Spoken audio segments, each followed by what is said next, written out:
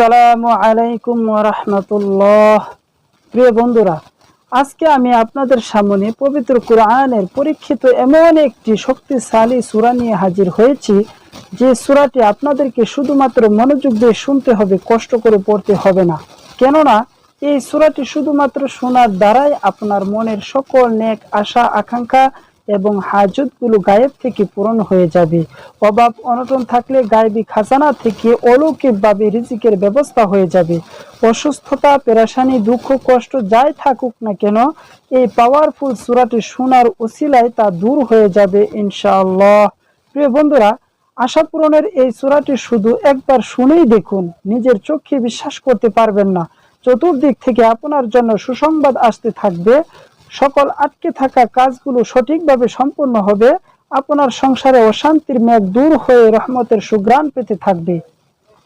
আপনার যত বড় বিপদেই থাকুক না কেন, এই সূরার উসিলায় সকল বিপদ থেকে মুক্তি পাবেন। যত বালা মুসিবত দূর হয়ে যাবে এবং আপনার যত বড় অসুস্থতায় থাকুক না কেন, তা থেকে শেফা পাবেন ইনশাআল্লাহ। আপনাকে শুধু মহান আল্লাহর কোরআনের উপর বিশ্বাস রাখতে হবে।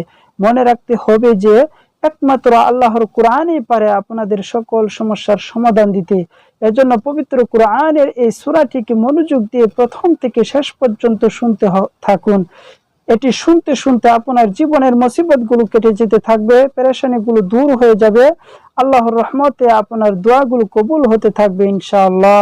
তবে শর্ত হচ্ছে, সূরাটি একবার শোনা শুরু করলে আপনাকে শেষ পর্যন্ত শুনতেই হবে। কেননা যদি অর্ধেক শুনেই চলে যান, তাহলে যে কাজগুলো বা যে আশাগুলো পূরণ হতে যাচ্ছিল, সেগুলো মাঝপথে আবার বিগড়ে যাবে। তাই মন থেকে পরিপূর্ণ সূরাটি একবার শুনেই তারপরেই যাবেন। মহান আল্লাহর কাছে দোয়া করি, হে আল্লাহ, যারা মনের আশা পূরণের এই সূরাটি শুনছে বা শুনবে, আপনি তাদের মনের সকল নেক আশা আকাঙ্ক্ষা পূরণ করে দিন, আমিন। কমেন্ট বক্সে আপনিও আমিন লিখে উক্ত দোয়ায় শরীক থাকুন। কেননা কে জানে যে কার মুখ থেকে বলা আমিন কখন কবুল হয়ে যায়। তাহলে চলুন সূরাটি শুনে নেওয়া যাক। আউযু বিল্লাহি মিনাশ শাইতানির রাজীম।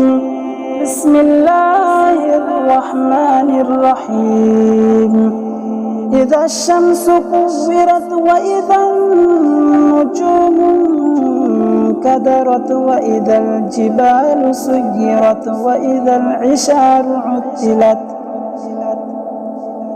إذا الشمس كورت وإذا النجوم كدرت وإذا الجبال سيرت وإذا العشار عطلت وإذا الوحوش حشرت وإذا البحار سجرت وإذا النفوس زوجت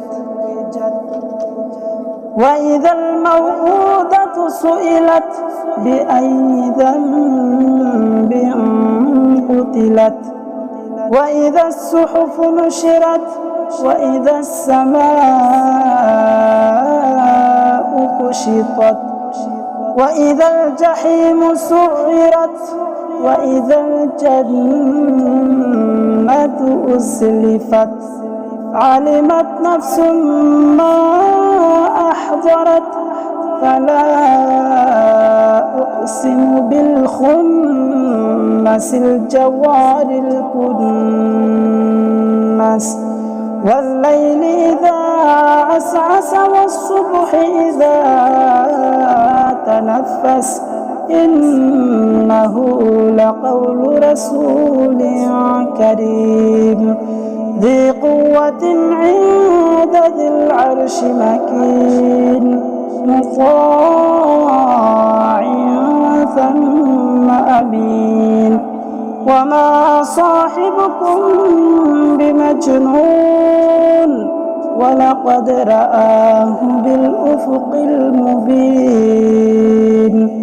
وما هو على الغيب بضنين وما هو بقول شيطان رجيم فأين تذهبون إن هو إلا ذكر للعالمين لمن شاء منكم أن يستقيم وما تشاءون إلا أن يشاء الله رب العالمين صدق الله المولى